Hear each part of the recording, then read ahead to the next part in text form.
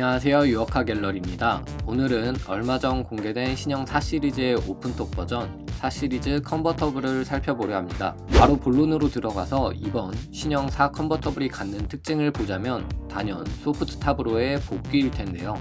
과거 246 바디에 사용되었던 소프트탑 이후 3세대 말입니다. 중간에는 코드네임 293, F33으로 3 시리즈 기준 각각 5세대, 6세대 모델들이 있었는데요. 두 모델은 하드탑 컨버터블로서 철제 지붕을 사용했습니다. 앞서 3 시리즈 기준을 말씀드린 건 F33부터는 4 시리즈로 라인업을 분리했기 때문에 1세대 4 시리즈로 볼 수도 있기 때문입니다. 그 전까지는 3 시리즈 컨버터블이었죠.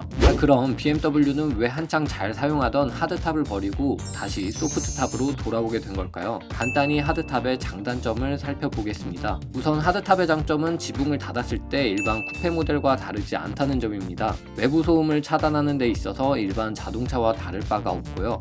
차량 전복과 같은 유사시 아무래도 직물 소재인 소프트탑보다는 안전하다는 인상이죠. 또한 불특정 인원으로부터 테러의 위험도 없고요. 전용 제품으로 세척 관리해야 하는 번거로움도 없죠. 이제는 반대로 하드탑의 아쉬운 점을 얘기해 볼까요? 우선은 무게입니다. 직물 소재를 사용한 소프트탑 모델보다 튼튼한 철제 패널을 사용하다 보니 상대적으로 무게 차이가 크게 나고요. 무거운 지붕이 천장과 트렁크를 오가기 때문에 무게중심이 바뀌는 문제도 있습니다. 자동차들은 무게중심을 낮추거나 경량화하는 데 있어 많은 비용을 들이는 거 아시죠? 하지만 하드탑 컨버터블은 차량의 기본 설계 개념과 달리 가는 부분이 있으니 문제가 됐을 겁니다. 다음으로는 디자인적 요소와 작동 시간인데요. 4 컨버터블은 좌석이 4개인 4시터입니다. 2인승 모델에 비해 상대적으로 기다란 차체를 갖고 있죠. 당연히 하늘을 덮는 지붕의 길이도 길어야 할 겁니다. 그럼 이 기다란 철제 지붕을 트렁크에 넣기 위해서는 차곡차곡 정리를 해야 되는데 이게 또 단순한 구조의 로드스터에 비해 상대적으로 시간이 많이 드는 부분인 거죠. 그리고 앞서 말씀드렸던 디자인 요소도 지붕을 열었을 때는 한없이 우아하지만 반대로 지붕이 닫혔을 때는 일반 쿠페 모델에 비해 어색한 게 사실입니다. C필러가 트렁크 라인에 아름답게 떨어지지 않기도 하거니와 조각조각난 각 지붕 파츠들 때문이겠죠. 마지막으로 잡소리 문제인데요. 소프트탑 모델도 피해갈 수 없는 문제이긴 합니다만 상대적으로 하드탑 모델에서 더 문제가 된다고 합니다. 아무래도 무거운 철제 지붕을 여러 조각 이어서 차 위에 올려놨으니 각 파츠를 유지하고 있는 프레임에서 무리가 가겠죠. 그리고 시간의 경과에 따라 소프트탑보다 더 심한 부하가 걸릴 것은 자명해 보입니다. 추가로 폴딩한 지붕의 부피가 소프트탑 모델에 비해 크기 때문에 트렁크 공간이 더 작은 것도 아쉬운 점이라면 아쉽다고 할 수 있겠습니다. 자, 그럼 정리 차원에서 이번 4 시리즈가 소프트탑을 장착한 이유에 대해서 확인해 보자면 무게가 가벼워 차체 거동에 문제가 없다시피 하고요. 지붕을 여닫는 시간도 빨라졌습니다. 또한 과거와 달리 디자인적으로 울어있는 부분이 없어서 완성도도 높아졌고요. 잡소리도 덜하죠. 여기까지는 4 컨버터블이 소프트탑으로 돌아온 이유였고요. 이제 차량만 빠르게 볼까요? 우선 차량 컬러가 인상적입니다.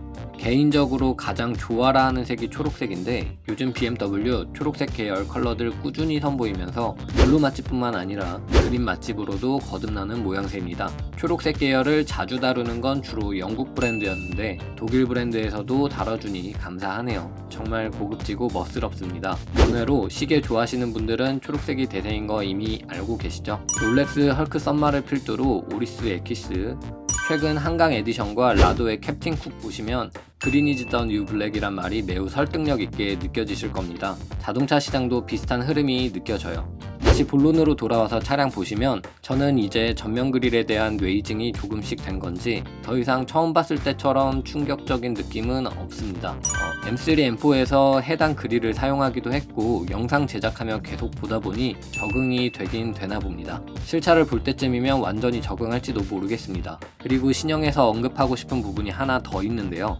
바로 탑다운시 드러나는 승객석 주변의 크롬 라인이 그것입니다. 이전 세대에서는 조심스럽게 표시만 냈던 수준이라면 신형에서는 라인을 좀 더 볼드하게 그려내 지붕을 내렸을 때의 멋이 좀 더 잘 살아난 느낌입니다. 이전 세대가 하드탑과 함께 기능적인 요소가 강했다면 신형에서는 우아함에 포커스를 찍고 디자인을 풀어낸 듯 싶습니다. 여러분이 보시기엔 어떤가요? 자, 다시 번외로 4 시리즈가 쿠페 컨버터블을 공개했으니 마지막은 자연스레 그랑 쿠페가 등장할 차례죠. 최근 모터원을 비롯한 해외 매체에서 얇은 위장 필름을 두른 그랑 쿠페 이미지를 공개해 영상에도 담아봤습니다. 확실히 실루엣만 봐도 이 시리즈 그랑 쿠페와는 다른 여유와 완성도가 느껴집니다. 쿠페라는 이름에 걸맞게 프레임리스 도어가 적용될 듯 하고요. 전면에는 앞서 말씀드린 커다란 그릴이 그대로 적용될 것 같습니다. 멋과 실용성 모두 놓칠 수 없는 분들에게는 매우 매력적인 선택지가 되겠죠. 21년에 등장할 그랑 쿠페가 기대됩니다. 자, 오늘은 4 시리즈 컨버터블이 하드탑에서 소프트탑으로 변한 것과 세부 특징들, 마지막으로 그랑 쿠페까지 간단히 살펴봤는데요.